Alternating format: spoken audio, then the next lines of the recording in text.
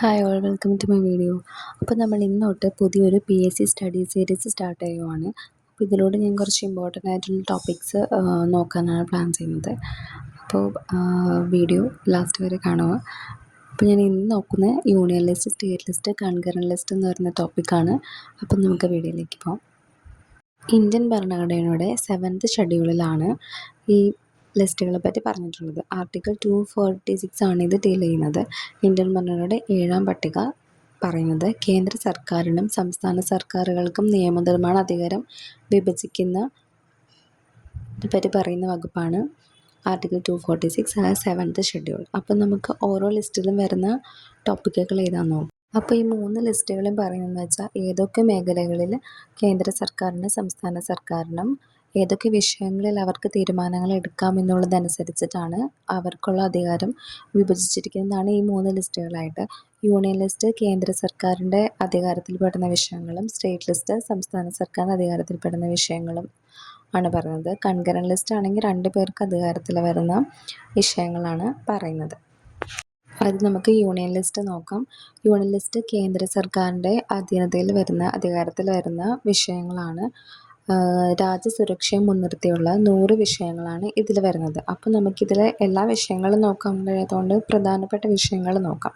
ഏതൊക്കെയാണെന്ന് വെച്ചാൽ പ്രതിരോധം, വിദേശകാര്യങ്ങൾ, റെയിൽവേ, കറൻസി ആൻഡ് നാണയം, ബാങ്കിങ്, ആണവോർജം, തപാൽ ആൻഡ് ടെലികമ്മ്യൂണിക്കേഷൻ, വ്യോമഗതാഗതം, ദേശീയപാതകൾ, പൗരത്വം, ഇതെല്ലാമാണ് യൂണിയൻ ലിസ്റ്റിൽ വരുന്നത്. ഇനി സ്റ്റേറ്റ് ലിസ്റ്റ് നോക്കുമ്പോൾ സംസ്ഥാന സർക്കാരിൻ്റെ അധികാര പരിധിയിലുള്ള സബ്ജക്റ്റാണ് ഇതിൽ വരുന്നത്. പ്രാദേശിക താല്പര്യവും പ്രാധാന്യമുള്ള വിഷയങ്ങളാണ് അതിൽ ഉൾപ്പെടുന്നത്.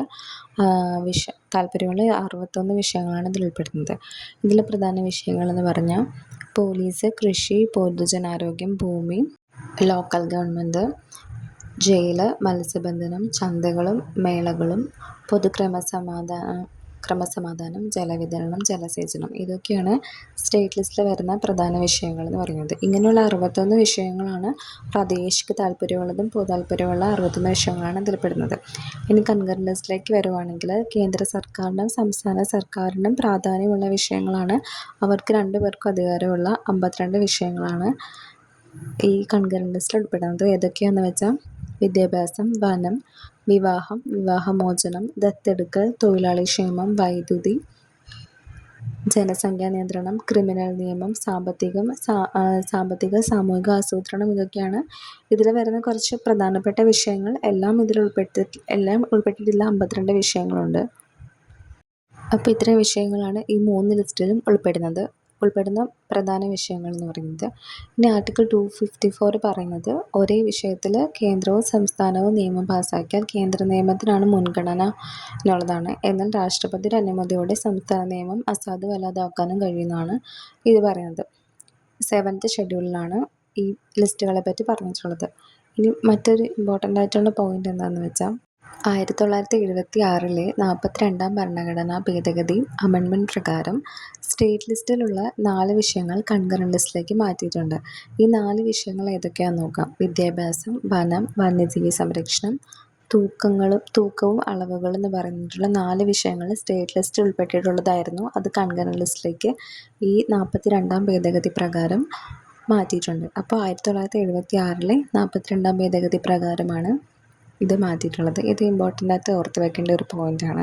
ഇനി കുറച്ച് ബേസിക് ഫാക്ട്സ് നോക്കാം. 7th ഷെഡ്യൂൾ പറയുന്നത് ആർട്ടിക്കിൾ 246 7th ഷെഡ്യൂൾ. യൂണിയൻ ലിസ്റ്റിൽ 100 വിഷയങ്ങളും സ്റ്റേറ്റ് ലിസ്റ്റിൽ 61 വിഷയങ്ങളും കൺകറൻറ്റ് ലിസ്റ്റിൽ 52 വിഷയങ്ങളാണുള്ളത്.